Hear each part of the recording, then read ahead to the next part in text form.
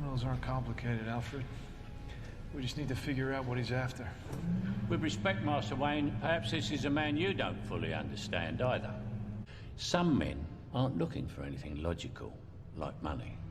They can't be bought, bullied, reasoned, or negotiated with. Some men just want to watch the world burn. People don't know this, but I actually love the Joker.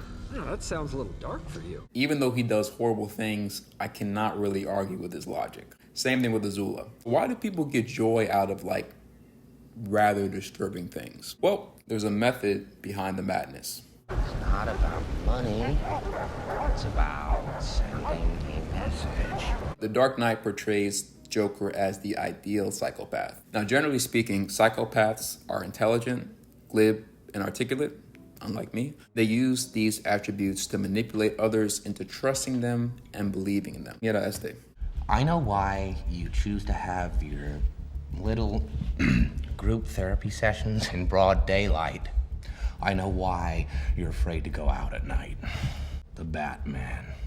If we don't deal with this now, soon little Gamble here won't be able to get a nickel for his grandma. So listen, why don't you give me a call when you want to start taking things a little more seriously?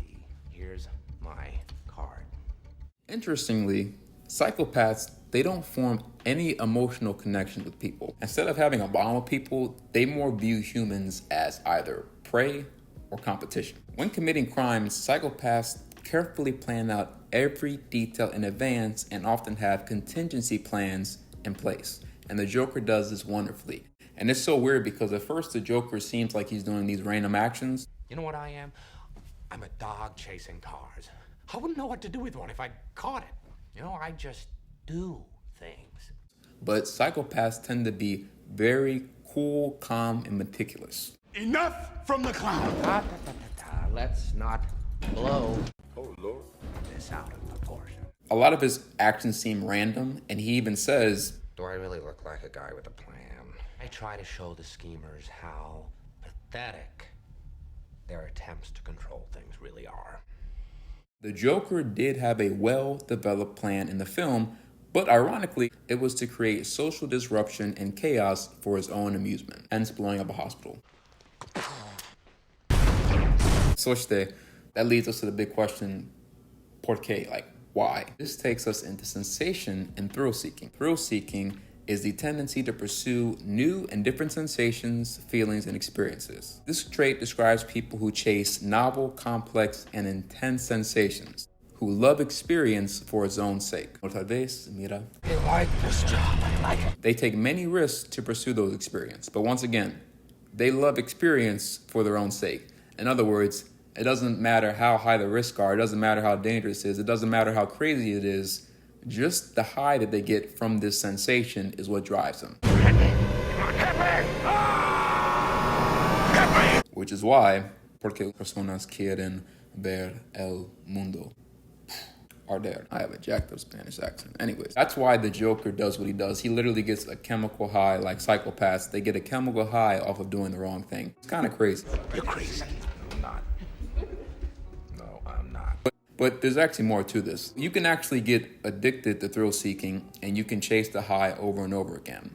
Why? Well, during novel experiences, the brain releases dopamine in less norepinephrine in high sensation seekers than in low sensation seekers. In other words, if you actively pursue chemical highs and if you actively chase thrills, the more dopamine is released, the more you get addicted. Instead of becoming like addicted to drugs or something like that, you become addicted to a thrill-seeking lifestyle. And more than that, and if you're a psychopath, since you love demented stuff, you become addicted to your own distorted and demented way of life. And wouldn't be a problem for most people unless they're, let loose by people with power, hence the Joker. And that's actually one of the things I love about the Joker. In my opinion, I think there's a bigger picture going on behind the scenes.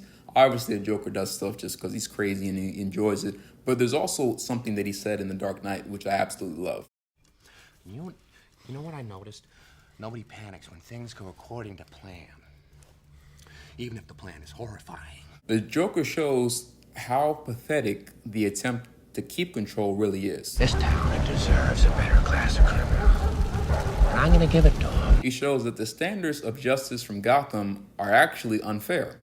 If tomorrow I tell the press that, like, a gangbanger will get shot, or a truckload of soldiers will be blowing up, nobody panics. Because it's all part of the plan. The film ultimately shows the flaws within the justice system, and that's something that the Joker points out. And as much as I don't like his method of doing things, I cannot argue with the fact that if you're going to keep things fair, it has to apply to everyone, not just a select few. Oh, and you know the thing about chaos? It's fair. So that's at least my interpretation about the Joker in The Dark Knight. Kind of gives me Killmonger vibes. Like, the reason is good, but just the method is all messed up. But, you know, he got issues. So that's it. Thank you all so much for watching. Believe it or not, it actually took me an hour to film this 6-minute video, which made me feel like a psychopath throughout the whole process. But with that being said, that's it. Thank you all so much for watching. If you enjoyed the video, you can give it a like. If you want to talk more down below, feel free to let me know. If you really enjoyed the video, you can share it. And if you're feeling froggy and you want to support the fitness fam, you can do all three. As always, remember to stay mentally fit, emotionally fit, physically fit. Don't be a psychopath, and I will see you all in the next video.